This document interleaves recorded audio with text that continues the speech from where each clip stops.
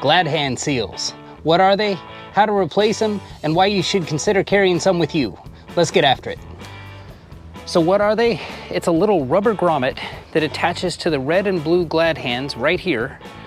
And then that produces an airtight, waterproof connection to the nose box of the trailer right here. My setup has a total of 4 of them, 2 on each gladhand and 2 on each of these connection points.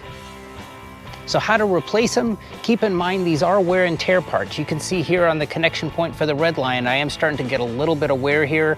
Not really noticing any change, but figure I might as well change that out. To do this, you need a flathead screwdriver. You're basically gonna put it in here like this and just kind of work a corner of it out.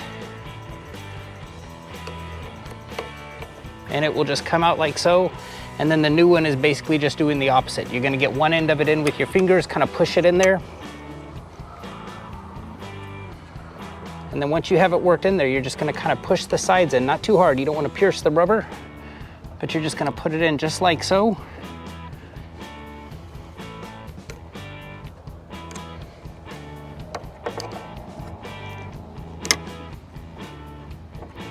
And that is good to go.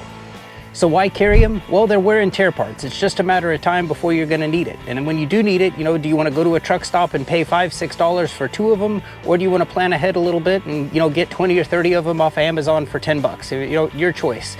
But I had a load the other day. It was with Amazon that showed up and they didn't have one on the red line of their trailer. That's exactly it.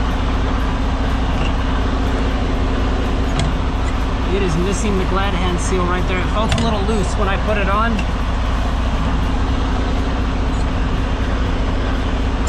Now, I'm glad I had them. Because it's Amazon, I went and checked with them and said, hey, look, I have the piece that this trailer needs to salvage this load. Is it okay if I put it on there? Because the last thing I want to do is find out that, you know, Amazon requires like some licensed technician to come out and put that on for me. But they gave me permission to change it, salvage the load. It was a profitable load for me. I'm glad I had it. Now, do I need 20 or 30 of them? No.